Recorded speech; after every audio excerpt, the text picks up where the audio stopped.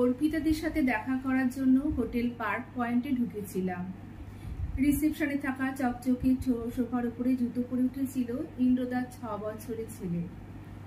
ইন্দ্রদার ছেলেকে শাসন করার জন্য একটু চিৎকার করেই বলল, তুমি যেহেতু জুতো পরে সোফার উপরে উঠেছ, তাই সোফাতে লেগে থাকা তোমার জুতোর ধুলো ময়লা তোমাকেই পরিষ্কার করতে হবে।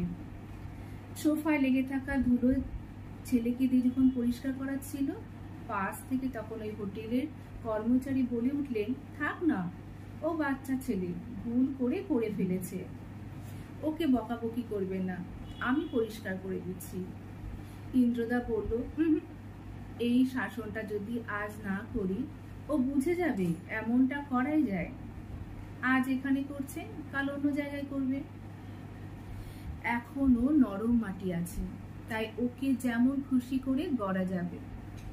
সোফাটা ও নোংরা করেছে, তাই ওকেই মুছতে হবে। ওকে মুছতে না দেওয়াটা মানে আরো প্রশ্রয় দেওয়া। আবদার মানতে হয় জানি, অন্যায় আবদার মেনে নেওয়াটা ঠিক নয়। দেখলাম ছেলের হাতে একটা রুমাল দিয়েই সোফাটা শেষমেশ পরিষ্কার করিয়েই তবে ছাড়ল। ইন্দ্রদার সাথে আমিও একমত। বাবা হিসাবে ছেলেকে সঠিক শিক্ষাটাই দিল। রিসেপশনে যখন এমন ঘটনা ঘটছিল, রিসেপশন থেকে বাইরে বেরিয়ে এলেন অর্পিতাদি। অর্পিতাদি রিসেপশনেই থাকে। পুরো ঘটনাটা দেখার পর অর্পিতাদি যে কয়েকটি কথা বললেন, সে কথাগুলো মনের মধ্যে গেঁথে গেল। অর্পিতাদি বললেন, ছেলেকে অবশ্যই শাসন করুন, তবে চিৎকার করে নয়। আপনি যদি জোরে কথা বলেন, পরবর্তীতে আপনার ছেলে ঠিক এইভাবেই আপনার সাথে কথা বলবে। আপনি নরম সুরে কথা বললে ও কিন্তু নরম সুরেই বলবে। জানেন, বাচ্চারা বড় অনুকরণ প্রিয়, যা দেখবে তাই শিখবে। শাসন করা মানে রুড বিহেভ করে শাসন করা নয়, সেটা বাড়িতেই কি আর বাড়ির বাইরে কি। যতটা ভয় দেখিয়ে করাতে যাবেন, পরবর্তী দিনে ততটা কাজে দেবে না। ভালোবেসে ওকে বলুন, এমনকি বাচ্চার সামনে আপনার দুজনকেও ভালোবাসুন। যত বেশি দুজনকে ভালোবাসবেন, ভালোবাসা নামক অনুভূতিটা তত বেশি সন্তানের মধ্যে সঞ্চারিত হবে। অর্পিতাদি কথাটা একদম ঠিক বললেন, কারণ আমিও যে এই ধারণায় বিশ্বাসী। বেশিরভাগ বাড়িতেই দেখি স্বামী স্ত্রী ঝগড়া করে সন্তানের সামনে, আর নিজেদের মধ্যে ভালোবাসা দেখায় লুকিয়ে। সন্তান তখন বাবা মায়ের ওই ঝগড়াঝাটিটাই প্রত্যক্ষ করে বেশি। তার নরম মনে গভীরভাবে রেখাপাত করে যায় এই ঘটনা।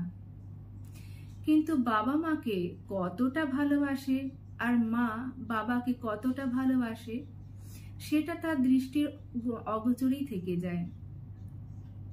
দেখবেন, অল্প বয়স থেকে ছেলে মেয়েদের মধ্যে অবিশ্বাস, সন্দেহ, ঝগড়া, ভালোবাসাহীনতা প্রকট হয়ে উঠছে। একটু কিছু সমস্যা হলেই যা ইচ্ছে তাই বলে যাচ্ছে। যে কথাটা বললে অপর দিকের মানুষটা সবচেয়ে বেশি আহত হয়, সেই কথাটাই বলছে। কোনো একটা সম্পর্ক তৈরি করার পর কিছুদিন যেতে না যেতেই সেই সম্পর্ক থেকে বেরিয়েও আসছে। একটা বিচ্ছিরি অবিশ্বাস তৈরি হয়ে উঠছে, বিশ্বাসঘাতক তকমা পড়ে যাচ্ছে। আবার দেখবেন অনেক বাচ্চাই আছে স্কুলে গিয়ে কেউ ভীষণ চুপচাপ, কেউ আবার কারোর সাথেই মিশতে চায় না, কেউ কথায় কথায় ঝগড়া করে। কিন্তু কেন বাচ্চারা এমন মানসিকতার শিকার?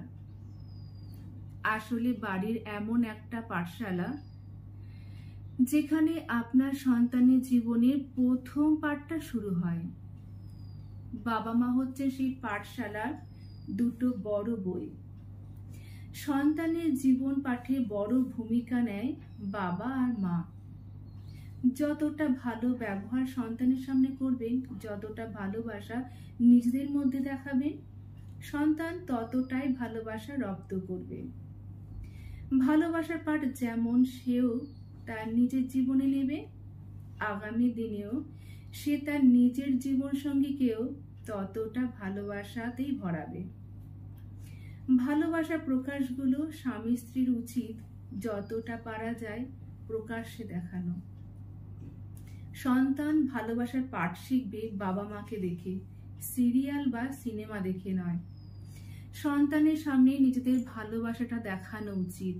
তাই ঝগড়া করুন, ঝামেলা করুন, যাই করুন সেটা লুকিয়ে করুন। ভালোবাসাটা দেখাবেন প্রকাশ্যে, সন্তানের সামনে। কলমে সরজিৎ ঘোষ, কণ্ঠে কেয়া।